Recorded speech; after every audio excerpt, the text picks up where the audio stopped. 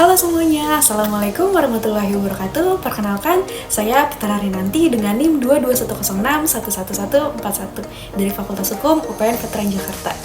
Dalam video kita pada kali ini, kita akan membahas kasus yang menarik sekaligus penting karena kasus ini berkaitan dengan dokumen elektronik dengan tanda tangan digital palsu pada tahun 2024.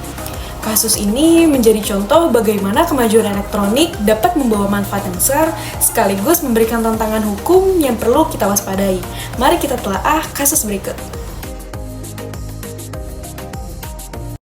Kasus ini bermula pada banyaknya laporan masyarakat yang melaporkan kasus penipuan melalui dokumen elektronik berbentuk file PDF ke Direktorat Jenderal Aplikasi Informatika Kominfo atau Komdigi dalam bentuk seperti surat kuasa atau perjanjian kerjasama.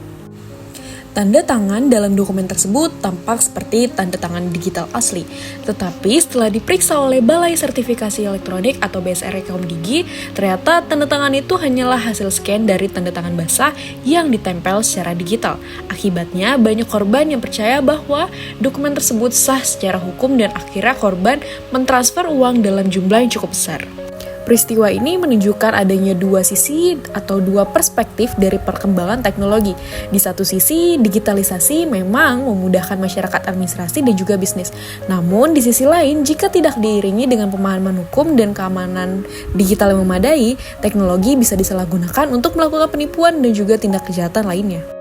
Dari sudut pandang hukum teknologi informasi, kasus ini berkaitan dengan konsep keautentikan data dan keabsahan tanda tangan elektronik, sebagaimana yang telah diatur dalam Undang-Undang Nomor 11 Tahun 2008 tentang Informasi dan Transaksi Elektronik serta Peraturan Pemerintah Nomor 71 Tahun 2019 tentang Penyelenggaraan Sistem dan Transaksi Elektronik.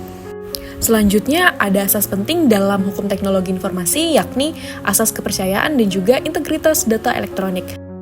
Dokumen elektronik hanya sah apabila dibuat dan ditandatangani dengan cara yang dapat menjamin keaslian identitas serta keutuhan isi dokumen.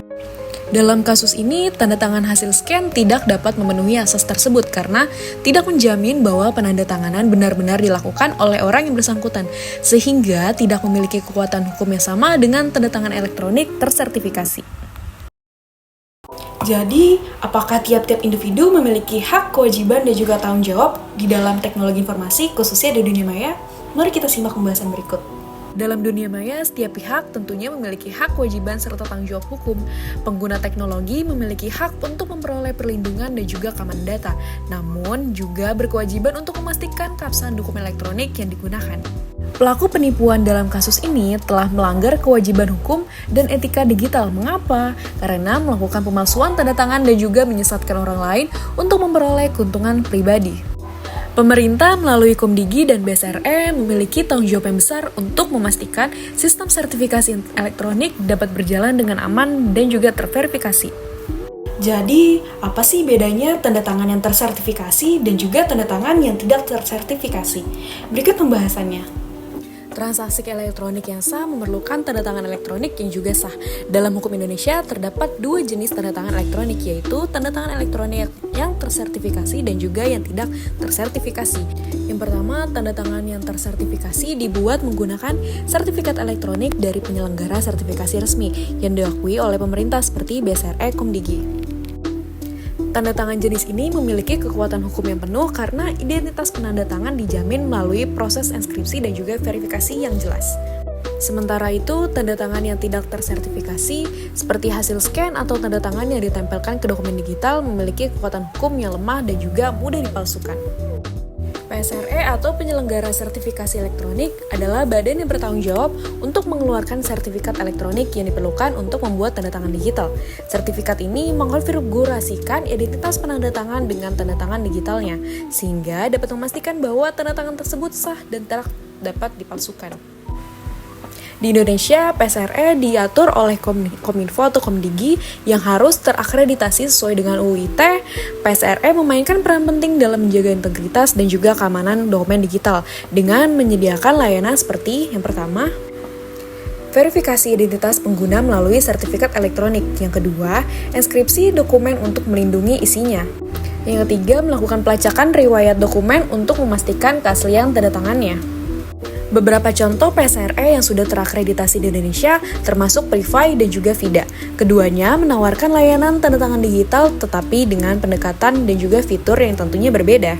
Langkah pertama dalam prosedur pembuatan tanda tangan digital yaitu melakukan pendaftaran kepada PSRE seperti PSRE, Kominfo, dan penyedia swasta lainnya. Selanjutnya, proses yang kedua, pihak PSRE akan melakukan verifikasi identitas secara langsung atau melalui sistem elektronik yang lebih aman. Setelah identitas diverifikasi, PSRE akan membuat sepasang kunci kriptografi, yaitu yang pertama private key yang hanya dimiliki dan digunakan oleh pelaku penanda tangan. Yang kedua, public key yakni digunakan untuk memverifikasi tanda tangan digital oleh pihak lain. Kunci-kunci ini dibuat untuk menggunakan algoritma enkripsi yang diakui secara internasional untuk menjamin keamanan data. Selanjutnya, PSRE kemudian menerbitkan sertifikat elektronik yang berisi identitas penanda tangan dan juga public key yang bersangkutan. Selanjutnya, setelah sertifikat diterbitkan, pengguna dapat menandatangani dokumen elektronik menggunakan private key miliknya. Tanda tangan digital ini tidak sekedar gambar tanda tangan biasa loh, melainkan hasil proses kriptografi yang melekat secara unik pada isi dokumen, sehingga jika dokumen diubah, tanda tangan akan otomatis menjadi tidak valid. Selanjutnya, terdapat langkah pencegahan terkait dengan kasus penipuan dokumen elektronik. Yang pertama, adanya peningkatan literasi digital. Pemerintah perlu mengadakan edukasi masyarakat tentang cara membedakan tanda tangan elektronik yang sah dan juga yang palsu. Yang kedua, pengawasan sertifikasi elektronik, di mana Kominfo atau Komdigi dan PSRE harus memperketat pengawasan terhadap penyelenggara sertifikasi, agar tidak ada yang beroperasi tanpa izin. Yang ketiga, terkait dengan kepatuhan pelaku usaha. Setiap pelaku usaha wajib menggunakan tanda tangan elektronik tersertifikasi dan dapat diverifikasi dokumennya sebelum disetujui secara daring. Yang terakhir, terkait dengan kewaspadaan masyarakat.